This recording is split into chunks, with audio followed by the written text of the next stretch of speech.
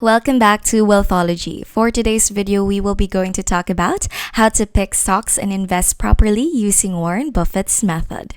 Let's get started. The first rule in investment is don't lose. And the second rule in investment is don't forget the first rule, and that's all the rules there are. I mean, if you buy things for far below what they're worth and you buy a group of them, you basically don't lose money. Warren, what do you consider the most important quality for an investment manager? It's a temperamental quality, not an intellectual quality. You don't need tons of IQ in this business. I mean, you have to have enough IQ to get from here to downtown Omaha, but you do not have to be able to play three-dimensional chess or be in the top leagues in terms of bridge playing or something of the sort. You need a stable personality. You need a temperament that neither derives great pleasure from being with the crowd or against the crowd, because this is not a business where you take polls. It's a business where you think.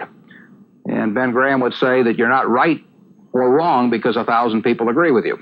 And you're not right or wrong because 1,000 people disagree with you. You're right because your facts and your reasoning are right.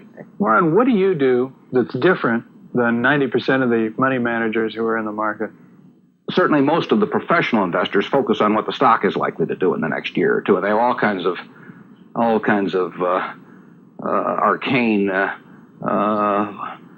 methods of approaching that, but they do not really think of themselves as owning a piece of a business.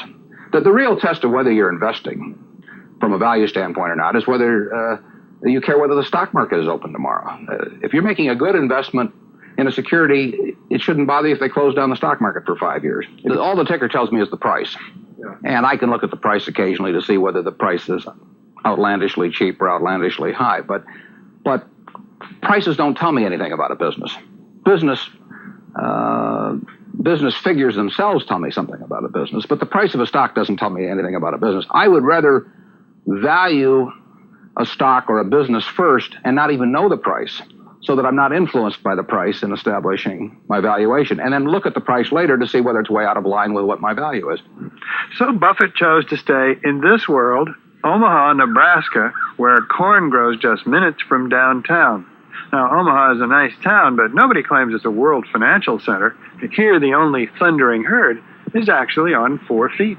Don't you find Omaha a little bit off the beaten track for the investment world? Well, believe it or not, we get mail here, and we get periodicals, and we get all the facts needed to make decisions. And unlike Wall Street, you'll notice we don't have 50 people coming up and whispering in our ear that we should be doing this or that this afternoon. You appreciate the lack of stimulation here? I like the lack of stimulation. We get facts, not stimulation here.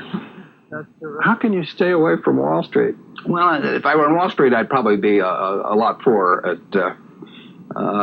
You get overstimulated in Wall Street, and you hear lots of things, and you may shorten your focus, and a short focus is not conducive to long profits. And here I can just focus on what businesses are worth.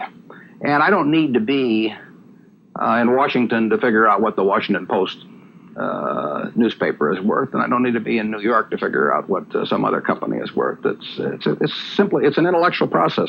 And the less static there is in that intellectual process, really the better off you are. What is the intellectual process? The intellectual process is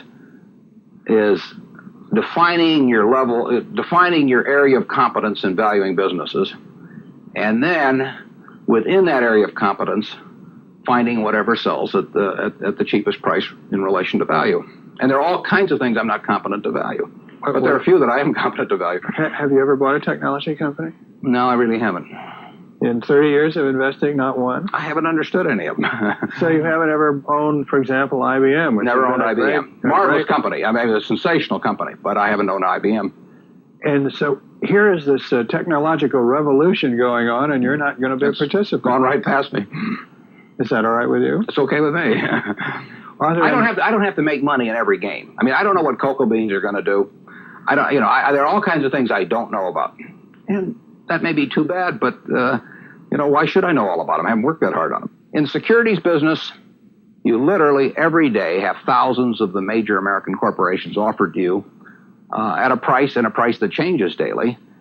And you don't have to make any decisions. You have to nothing is forced upon you. So there are no called strikes in the business. The pitcher just stands there and throws balls at you.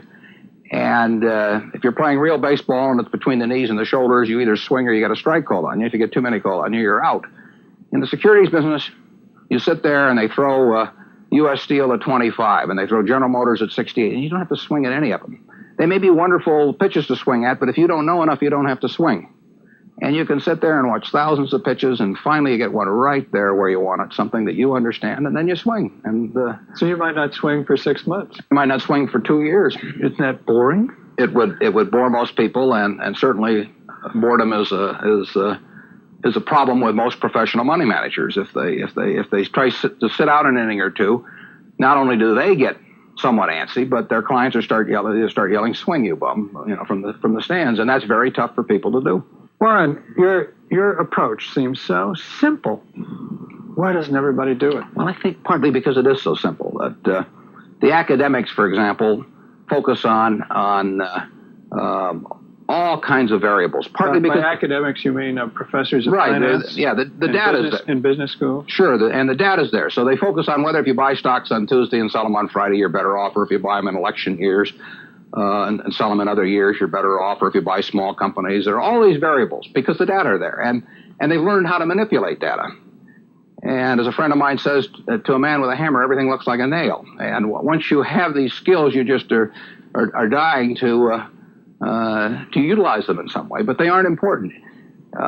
If I were being asked to participate in a business opportunity, would it make any difference to me whether I bought it on a Tuesday or a Saturday or an election year or something? It's not what a businessman thinks about in buying businesses. So why think about it when buying stocks? Because stocks are just pieces of businesses. That is why we like listening to Warren Buffett, because he simply understands. He is a long-term investor who is not afraid to speak up because he recognizes that compound investment and only businesses are a terrific combination in the long run, as long as the appropriate investments are made. So, which of Warren Buffett's strategies have you found to be most useful? Please let me know in the comment section below, and if you like this video, please give it a thumbs up. Turn on the notification bell and subscribe to our channel for more. Thank you for taking the time to watch. Stay tuned for our next video.